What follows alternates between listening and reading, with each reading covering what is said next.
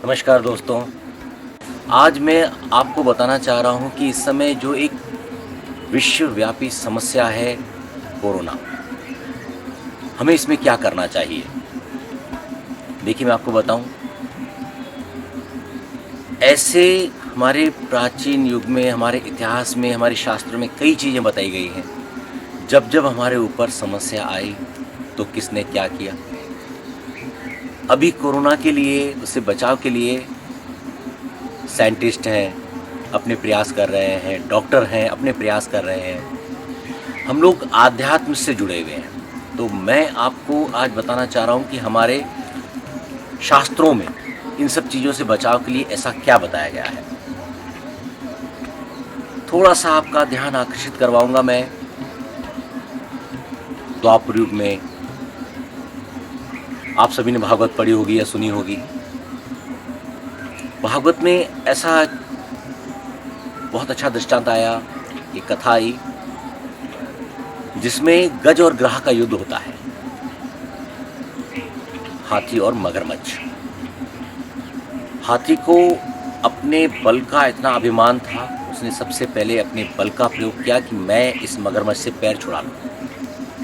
नहीं हो पाया। उनकी पत्नी हथनी आई, उन्होंने प्रयास किया कि मैं अपने पतिदेव का पैर छुड़ाऊं, नहीं छुड़ा पाए। काफ़ी विस्तृत कथा है, मैं आपको बहुत शॉर्ट में बताना चाह रहा हूँ क्योंकि मैं चाह रहा हूँ कि छोटे समय में आपके पास अधिक से अधिक जानकारी पहुँचे। तो उसके बाद जब पैर नहीं छूटा, उनके बच्चे भी आए, उन्होंने भी उनका पैर छुड़ाने की कोशिश की और अंततः गत्वा क्या हुआ, पैर नहीं छुटा पाए। सभी लोगों को अपने अपने काम, हथनी भी चली गई, बच्चे भी चले गए। सिर्फ हाथी के लिए तो अपना जीवन खराब नहीं कर सकते थे ना, और भी बहुत सी चीज़ें थी। रहता है आदमी भविष्य में सोचता है अभी बच्चों को बड़ा करना है, ये करना वो करना है। ऐसे ही जानवरों ने भी सोचा है कि अब बहुत सारी जीवन में बातें हैं, इसके लिए हम लोग कब तक यहाँ पर फंसे रहेंगे। इसका पैर तो पता नहीं कब छूटे, मगरमच्छ इतनी जोरदार पकड़ा हुआ है। वो लोग चले गए, अब हाथी अकेला है। नदी से एक फूल बहता हुआ आया जो हाथी की सूंड में अटक जाता है। तब उसे याद आता है कि मुझे अपने परिवार वालों के अलावा किसी और को भी याद करना है। और वो कौन होते हैं? जब हम लोग थक जाते हैं, हार जाते हैं, तो हमें अंत में कौन याद आता है? वो है परम पिता परमेश्वर। उसने अंत में प्रभु का नाम पुकारा, हे द्वारकाधीश मेरी रक्षा करो। प्रभु तो इस इंतजार में रहते हैं कि हम उन्हें पुकारें और वो हमें बचाने आए। तो कहते हैं कि प्रभु की जो गति थी इतनी तेज थी कि मैं आपको बोल रहा हूँ हाथी। कितनी देर में बोला मैंने? मुझे लगता है 1 सेकंड भी नहीं लगा। हाथी। तो कहते हैं कि हाँ बोले प्रभु, द्वारिका थी मस्तक गजराज। वहां पर आके उन्होंने रक्षा की। इसी तरह से द्रौपदी का आपको पूरा पता है कि क्या प्रसंग है। जब चीरहरण हुआ, द्रौपदी को भी बल था। किसका बल? उसको 5 पति, धनुर्धर, गदाधारी, महाबली, उन्होंने सोचा कि चीरहरण से पहले मेरे पति मेरे को बचाएंगे। सबसे पहले खुद का बल का अभिमान, उसके बाद पतियों के बल का अभिमान, उसके बाद उस सभा में बैठे हुए बुजुर्ग द्रोणाचार्य, कृपाचार्य, भीष्म पितामह, धृतराष्ट्र, लेकिन किसी ने भी रक्षा नहीं की। और चीरहरण जब शुरू हुआ, अब जब देखा कि वो साड़ी खींचता चला जा रहा है दुशासन, तब द्रौपदी ने भी अंत में एक ही नाम पुकारा, हे द्वारकाधीश मेरी रक्षा करो। भगवान आए, रक्षा की। द्रौपदी ने भी शिकायत की, प्रभु आपने आने में बहुत विलंब कर दी। भगवान बोलते हैं कि मैं तो तत्पर रहता हूँ सभी की मदद के लिए, लेकिन आपको भी तो याद आनी चाहिए कि प्रभु नाम की कोई शक्ति भी है। और आप मेरे को अगर प्राणनाथ कह के पुकारती तो शायद मैं तुम्हारे प्राणों से निकल के आ जाता। तुमने द्वारकाधीश कहा तो द्वारका से आने में इतना समय तो लग ही जाता है।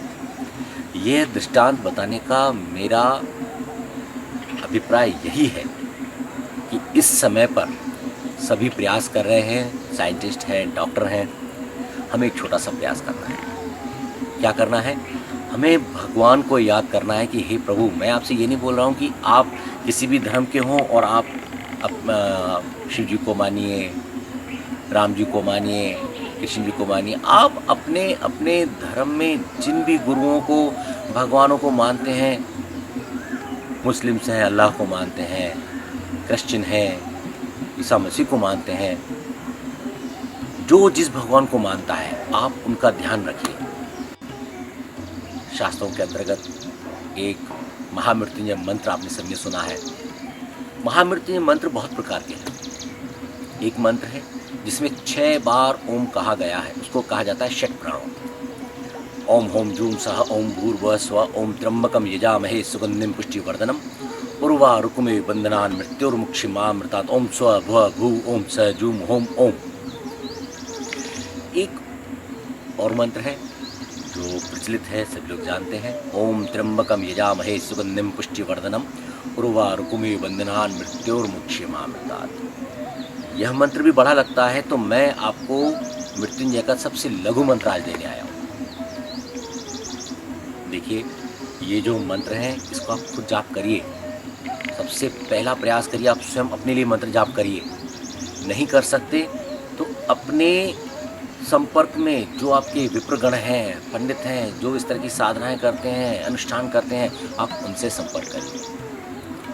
उनसे भी नहीं कर सकते तो नीचे स्क्रीन पे आपको मेरा नंबर दिखेगा, आप मेरे से संपर्क करिए। ये तो रहा चार्जेबल। अब मैं आपको बताता हूँ बिल्कुल निःशुल्क और सबसे सरल, इसको कहा जाता है त्रिअक्षरी। तो ये त्रिअक्षरी मंत्र है। ओम जूम सह माम पालय पालय सह जूम ओम। कुल 3 अक्षर है इसमें। पहले ओम जूम सह पढ़ा गया, आखिरी में उसका उल्टा सह जूम ओम पढ़ा गया और बीच में पढ़ा गया माम पालय पालय। ये बहुत ही चमत्कारी मंत्र है। आप इस मंत्र को पढ़िए और आनंद लीजिए। अपने पहचान वालों को बताइए, रिश्तेदारों को बताइए, क्योंकि जब तक इसका वैक्सीन नहीं निकाला था तब तक हमें कोरोना के साथ ही जीना है। इसी के साथ मैं अपनी वाणी को विराम देता हूँ। ओम शांति।